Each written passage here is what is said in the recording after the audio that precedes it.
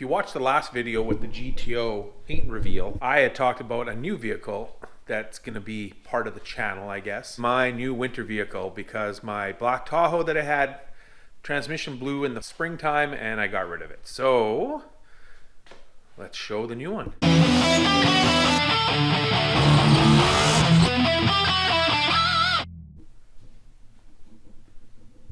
Oh, there it is. So this is a 1999 Jeep TJ. It's an SE, not a Sport. So it has a 4-cylinder.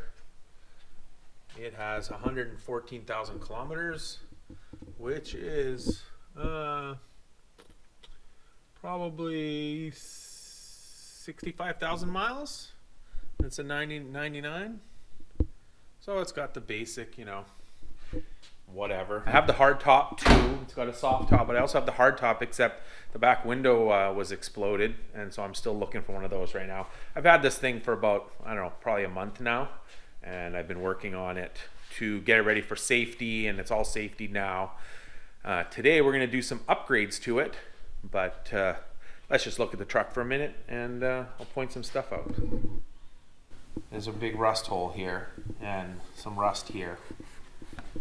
And then there is some rust here in the exact same spot. Jeeps are bad for that. I may fix that possibly today. We'll see. I bought it from the second owner who owned it since almost brand new. It was like a year or two old when she got it, and it was owned by a lady and all that kind of stuff. I did the safety work on it. It didn't need much. A little rust repair underneath, a couple of small parts.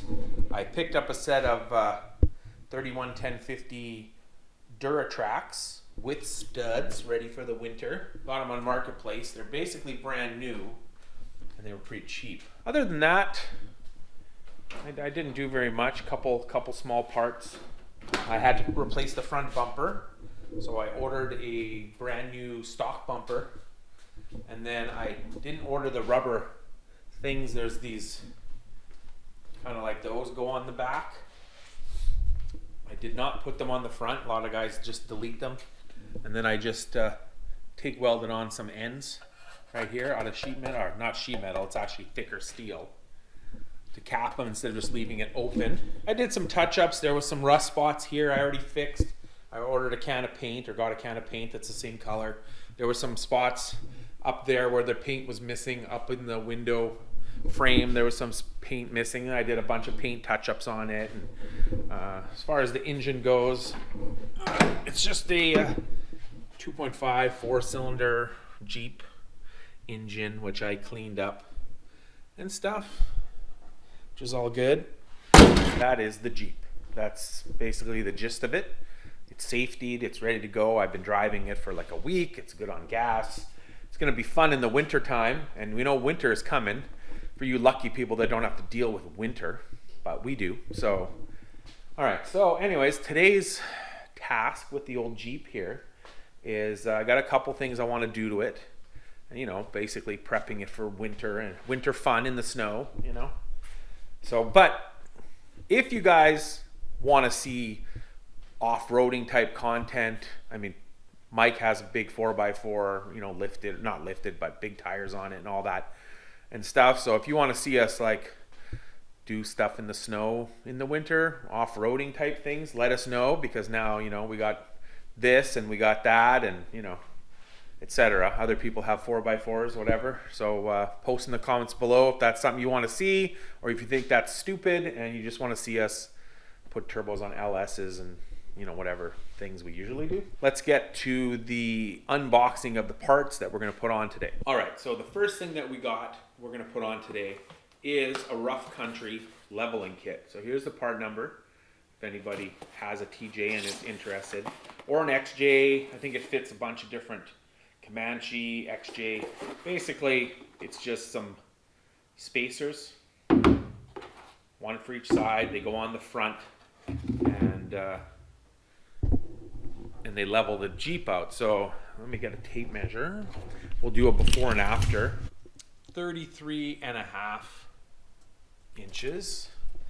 And the back, now the back is 35 inches. So that's 1.5 inches.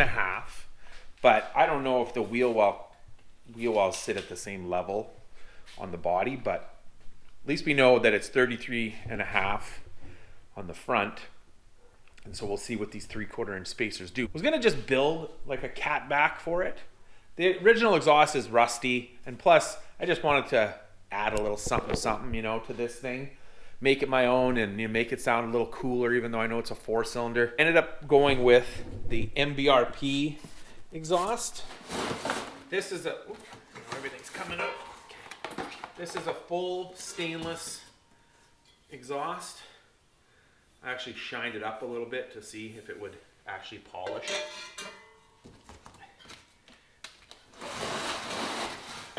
And it's basically, looks like pretty much a kind of straight through type design of the muffler. But this is made as a direct bolt on. It's got all the hangers and there's clamps. And it's got a fancy shiny stainless steel tip. It says MBRP right on it.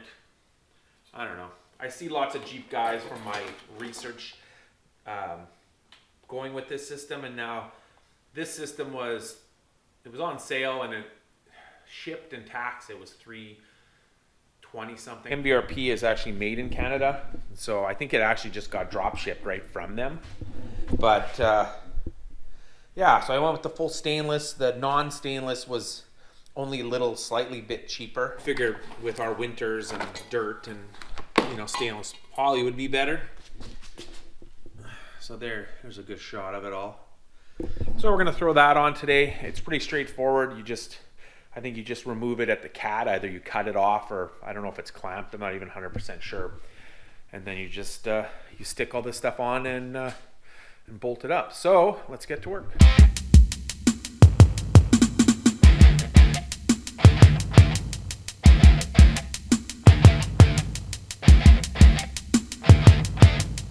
All right, so I undid the wheels, saved you the noise and having to watch me take lug nuts off. Oh, look at that. Well, I guess I was gonna say it was high enough, but I do kind of have it up on the jack. Let's take one of these over there. Pretty much these just go like, I guess, on top of the spring here. In order to do that, we just take the shock out either at the bottom or the top, and then we should be able to lower it down, I hope, enough. Unless we have to take the stabilizer off, which would kind of suck. I think it'll come down, but we'll see. I took the air box out, which goes there, which just covers a hole here where you can get the shock off. Makes it like easier. See, then you can just undo the shock, which undid, which I think I'm gonna end up getting new ones. I put new ones on the back, and then undo the sway bar link here. That one's still stuck in there. And then same thing, this shock. But I'm trying to do one side at a time, and my plan was to just do one side, figure it out, and then I'll show you guys the other side. But then I had to take both sides of the sway bar off, it looked like. And then also, in terms of the air box, I actually have a K&N filter right there, and I bought from the junkyard a, where is it now? Cold air intake for a Cobalt, which is right here. So that's where the thing goes on, and then there's a tube, which I don't need any of this, but I need this. And then I got some various leftover intercooler piping from the shit horse, so might try to make up my own cold air intake, which maybe we'll get around to that today too. We'll see how things go. But okay, so let's try, now that I got the sway bar unhooked there, let's try lowering it, see if that's enough to get the spring loose. Okay, so we're off the jack all the way. I think it's, yeah, the spring's loose now, like that, but I don't know what else I could undo here to get it to go down even more. I guess I just gotta push on it like that. Push it down to get the spring out. I guess you gotta pull the whole spring out because there's this big this big lump here. There is no spring pressure on the spring anymore, so it's not like it's gonna shoot out at me. I hope. I'm just trying to think of the best way to do this here. I got an idea. Okay, I got a jack handle. That should allow me to put a bunch of weight on here.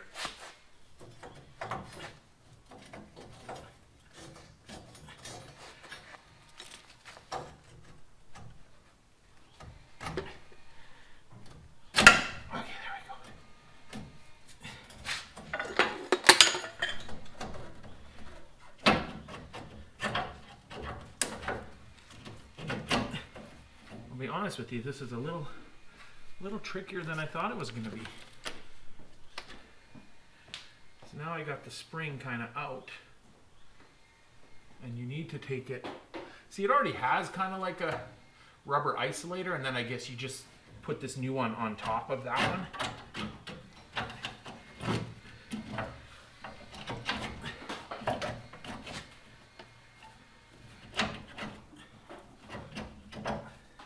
The unfortunate thing about this kit is it didn't come with any kind of instructions at all. So I'm gonna figure it out for yourself. Trying to do this, I don't want to break that bump stop.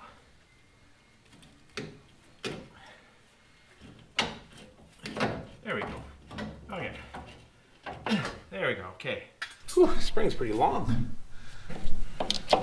Okay, well, that doesn't even fit on there. Someone had said in one of the reviews or whatever that they didn't fit good, but I think it just has to be kind of wedged on there. So this is supposed to come off.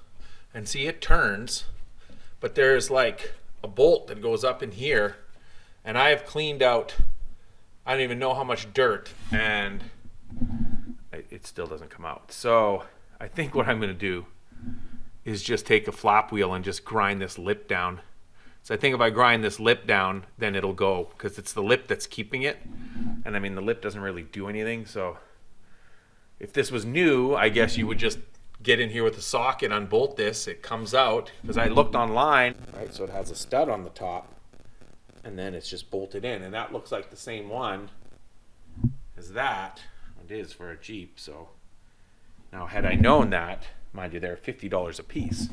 So I would have to like cut this off here and then put a new stud in it or something, which I'm not about to do. And I mean, I've dug out so much dirt in there and I still don't see the nut. So even if the nut's in there, it's probably so rusted that I'll never get it out. So I'm gonna get the flap wheel and I'm just gonna thin this out here until it fits. So, light here.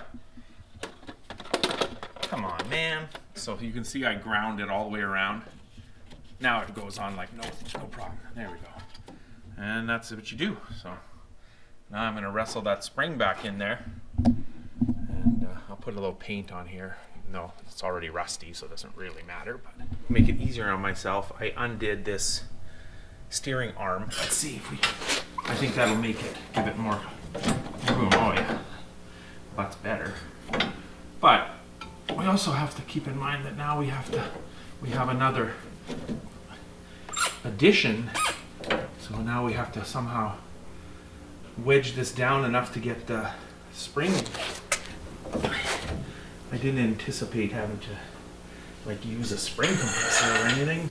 If I had one of those outside spring compressor type dealies, that would do it, but I don't. I came up with the smart idea of putting a bumper jack between the lower control arm and the frame, and then it went in like no problem. So it's in there. So now we'll take the bumper jack out, or whatever, bottle jack I should say, not bumper jack. That's out of there. There, so now it's back in its pocket. It's in its pocket there. That's basically where it was sitting. And there you go. So now I just have to reverse this, put it back together, and then go to the other side and basically do the same thing.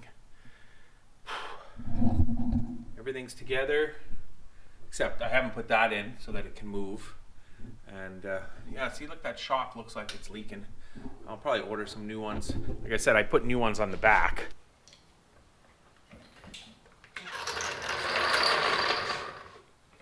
Well, that definitely looks higher. So let's give it a bounce. And let's see. Just about 34.5. There you go. You can definitely tell the difference. It is definitely higher in the front now. That looks way better. So not too bad. Front shot there. Yeah, it looks pretty good. Cool.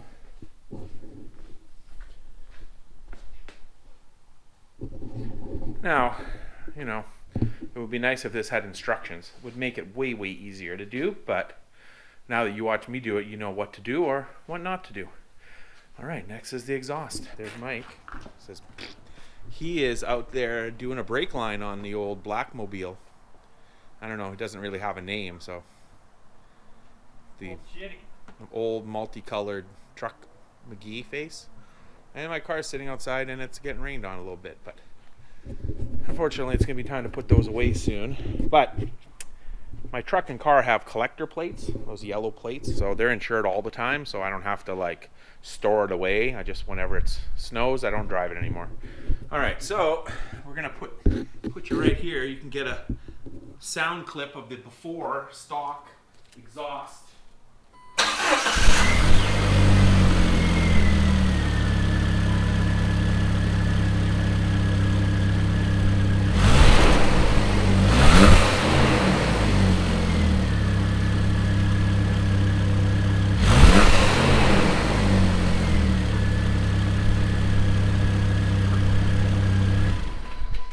That stinks, that's for sure.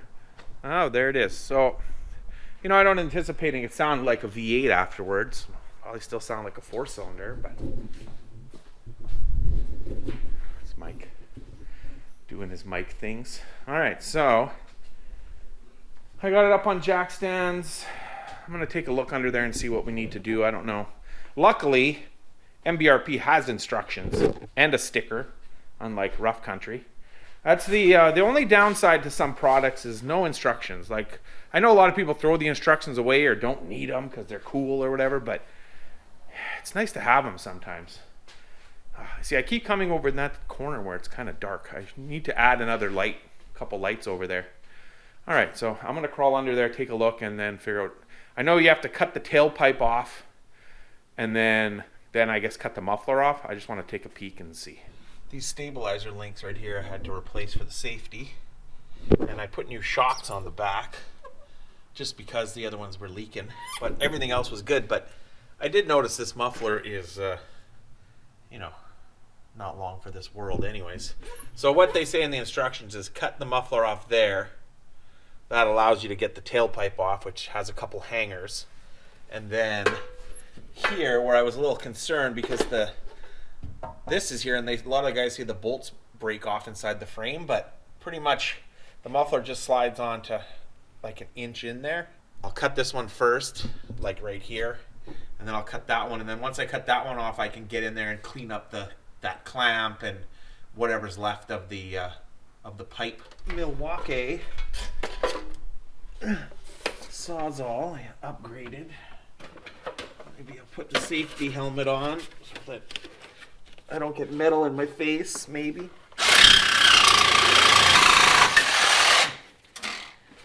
Wow, that new blade cuts through there like butter. Okay, so now the tailpipe's off, just the couple hangers have to pop out, and of course the new exhaust comes with those. And then I'll do the same on that end, and the muffler will fall on my head, and then we'll be ready to go almost. The problem with this helmet is I can't see nothing through it.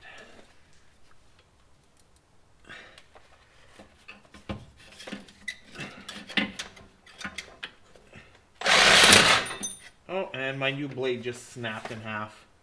I guess I should have bought some Milwaukee blades, eh?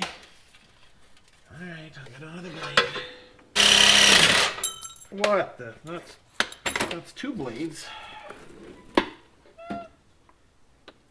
I cut through it. Maybe it's getting caught.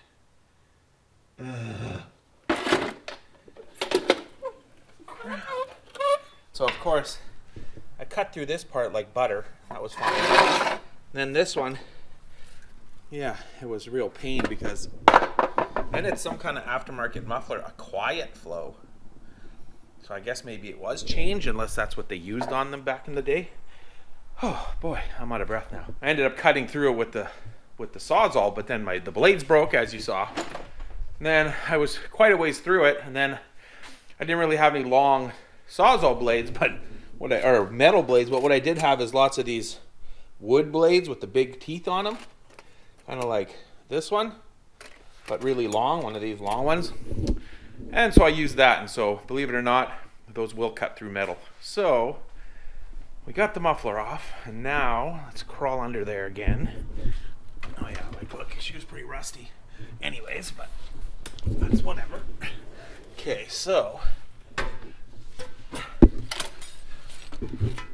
I tried, and plus it was really hard to, oh my god, I'm stuck. It was really hard to get underneath or into where the muffler is right there.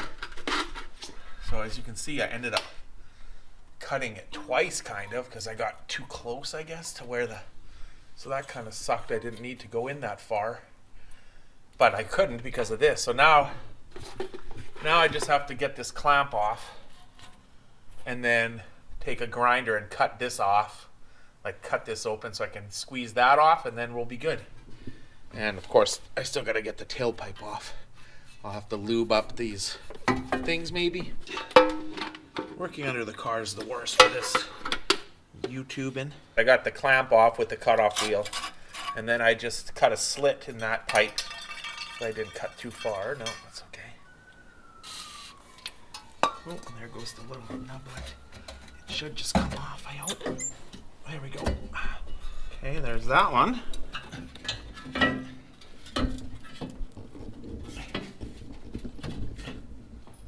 It's coming.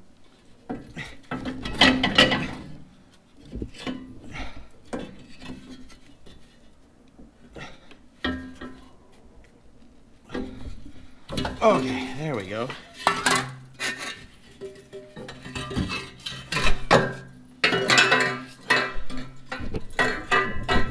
And there's the old stuff. Oh my god. Oh.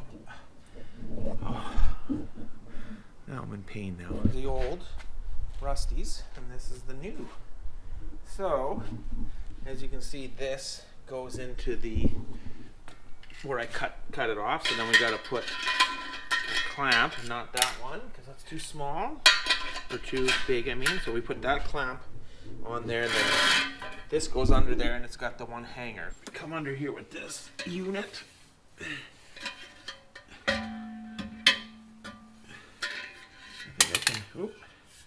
I think I can hang it on the hanger first. It doesn't have one of those balls on the end. Oh no, maybe not. Okay, let me pull it off then again. Kind of a tricky, you gotta get it over the diff, kind of. There we go. Alright, so we're in there. And just attach this hanger. Now when you're doing an exhaust like this, best to put it kind of all on first before you tighten anything. Okay, so sorry if you didn't see that. Okay, so then we're gonna have this clamp. We're gonna push that on good, and that's gonna get tightened there. And then we got this hanger in the factory spot, and now we just got the next pipe.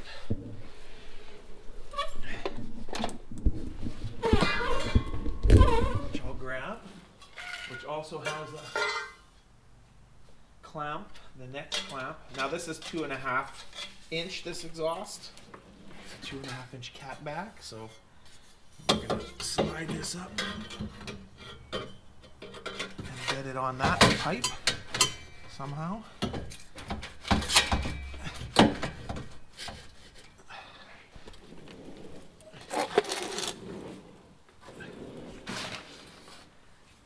Have to take it out of the, oh, I just got to reposition it here. There we go. Okay, that's in there.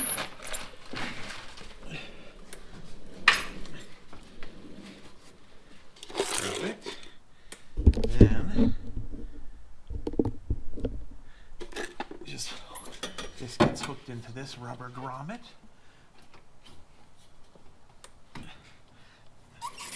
Sort of, somehow. There we go. All right, now we got the fancy chrome stainless tip. Oh, there it goes. I was gonna say that doesn't fit, but it does. So instead of coming out kind of the back here like it did, now it comes out right there. Ooh, bah, bah. And that's it. So basically now we just tighten it up. You make sure everything's like aligned where you want it. Tighten it, and we'll be good to go. So I'll get under there and I'll tighten them up, and then next thing we'll do is start up to hear the before and after.